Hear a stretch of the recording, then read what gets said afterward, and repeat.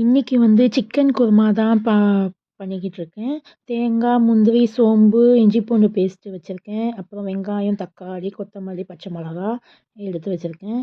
இப்போ வந்து தேங்காய், சோம்பு, முந்திரி இது 3யும் போட்டு நல்லா ஃபைன் பேஸ்ட்டாக அரைச்சிக்கலாம். அதுக்கப்புறம் வந்து நான் ஒரு 1/2 கேஜி சிக்கன் எடுத்து வச்சுருக்கேன். அதை வந்து ஃப்ரை பண்ணிக்க போகிறேன்.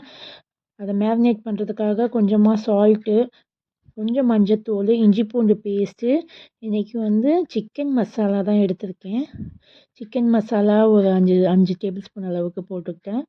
அதுக்கப்புறம் சில்லி பவுட்ரு காரத்துக்காக ஒரு 5 டேபிள் ஸ்பூன் போட்டுக்கிட்டேன். அதுக்கப்புறம் வந்து கார்ன்ஃப்ளவர் எவ்வளோ தேவையோ அவளுக்கு போட்டுக்கலாம். அதுக்கப்புறம் ஒரு 1/2 லெமன் புழிஞ்சு விட்டுக்கிட்டேன். அதுக்கப்புறம் 2 டேபிள் ஸ்பூன் அளவுக்கு தயிர் ஆட் பண்ணிக்கலாம். அதுக்கப்புறம் 2 டேபிள் ஸ்பூன் அளவுக்கு மைதா மாவு ஆட் பண்ணிக்கலாம். கடலை மாவு நான் இன்றைக்கி ஆட் பண்ணலை. ஆக்சுவலாக இது கடலை மாவு ஆட் பண்ணால் பக்கோடா மாதிரி வந்துடும், சிக்கன் பக்கோடா மாதிரி. ஆக்சுவலாக நான் வந்து 65 மாதிரி தான் பண்ணுறேன். அதனால் கடலை மாவு ஆட் பண்ணாமல் இதை மட்டும் போட்டு நல்லா மிக்ஸ் பண்ணிக்கலாம்.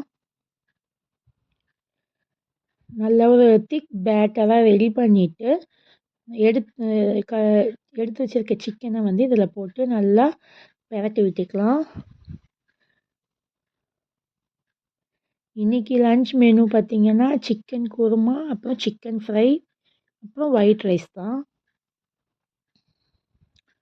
சிக்கனை நல்லா மேரினேட் பண்ணி ஒரு 2 ஹவர்ஸ்க்கு நல்லா ஃப்ரிட்ஜில் எடுத்து வச்சுட்டேன்.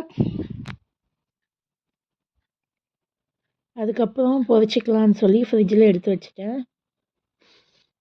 இப்போ வந்து கடாய் வச்சுக்கிட்டு அதில் எண்ணெய் கொஞ்சம் ஆட் பண்ணிக்கலாம். நான் இன்றைக்கி கடலெண்ணெய் தான் யூஸ் பண்ணியிருக்கேன். கடலெண்ணெய் ஆட் பண்ணிக்கிட்டு எண்ணெய் நல்லா சூடாகி வரட்டும்.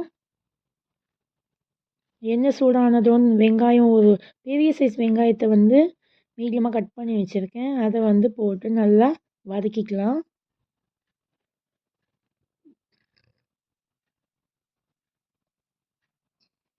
வெங்காயம் நல்லா ப்ரௌனாக மாறணும். கொஞ்சமாக சால்ட் ஆட் பண்ணிக்கிட்டா வெங்காயம் கொஞ்சம் சீக்கிரமாக வதங்கிடும். சால்ட் ஆட் பண்ணிக்கிறேன். வெங்காயம் நல்லா வதங்கினதுக்கப்புறம் 2 மீடியம் சைஸ் தக்காளியை வந்து வெட்டி வச்சுருக்கேன். அதையும் இதில் போட்டுக்கலாம். வெங்காயம், தக்காளி 2 நல்லா மசிஞ்சு வரட்டும்.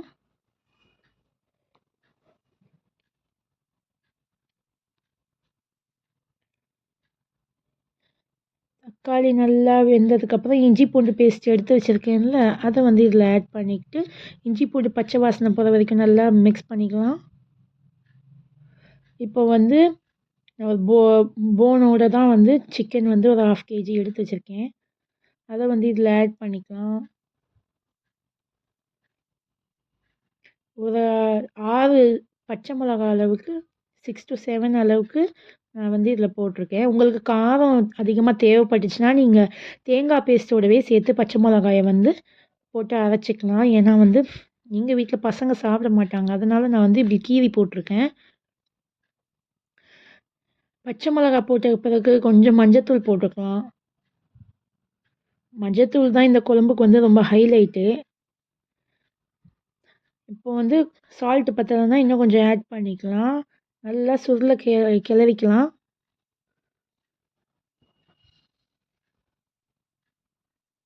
சிக்கன் நல்லா தண்ணி விட்டு வந்துடணும். கொஞ்சமாக இப்போவே கொஞ்சம் கொத்தமல்லி ஆட் பண்ணால் அந்த ஃப்ளேவரும் அதில் இறங்கும். ஃபைனலாகவும் நம்ம ஆட் பண்ணிக்கலாம்.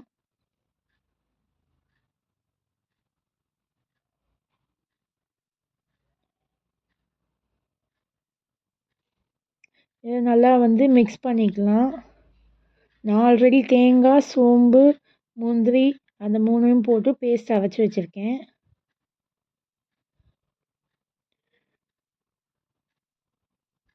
இந்த குருமா வந்து சப்பாத்தி, பரோட்டா, பூரி, நான் எல்லாத்துக்குமே ரொம்ப சூப்பரான காம்பினேஷனாக இருக்கும். கொஞ்சம் காரம் தேவைன்றதுக்காக நான் ஒரே ஒரு ஸ்பூன் மட்டும் சில்லி பவுடர் ஆட் பண்ணியிருக்கேன். இதை செஞ்சு சாப்பிட்டு பாருங்கள், சூப்பராக இருக்கும். நிஜமாகவே ட்ரை பண்ணி பார்த்துட்டு எப்படி இருக்குன்னு எனக்கு கமெண்ட்டில் சொல்லுங்கள். ஆக்சுவலாக இது வந்து எங்கள் வீட்டில் எல்லாருக்குமே ஃபேவரட்டான டிஷ்ஷு. இப்போ வந்து சிக்கன் வேகிறதுக்கு தேவையான அளவுக்கு நான் தண்ணி விட்டுக்கிறேன். உப்பு சரி பார்த்துட்டு உப்பும் ஆட் பண்ணிக்கிட்டேன்.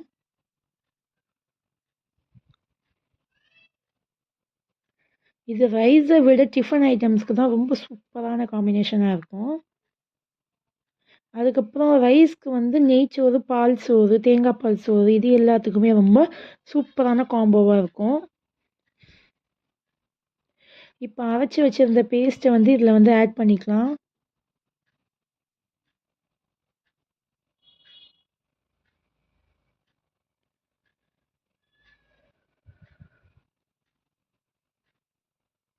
தேவையான அளவு தண்ணி விட்டு குழம்பு வந்து நல்லா கொதித்து வரணும்.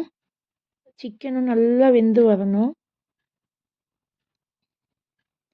பாருங்க குழம்பு நல்லா கொதிச்சிட்ருக்கு.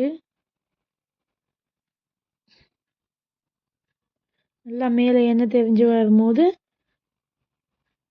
நம்ம கொத்தமல்லி தூவி ஆஃப் பண்ணிக்கலாம். அவ்வளோதான், நம்மளோட சுவையான சிக்கன் குருமா ரெடி ஆகிடுச்சு. அடுத்து வந்து நான் மேரினேட் பண்ணி வச்சுருந்த சிக்கனை வந்து எண்ணெயை சூடுபடுத்திட்டு அதை போட்டு ஃப்ரை பண்ணி எடுத்துக்கிட்டேன். சிக்கனையும் பொரிச்சாச்சு. சிக்கன் குருமா, சிக்கன் 65 ரெடி ஆகிடுச்சு.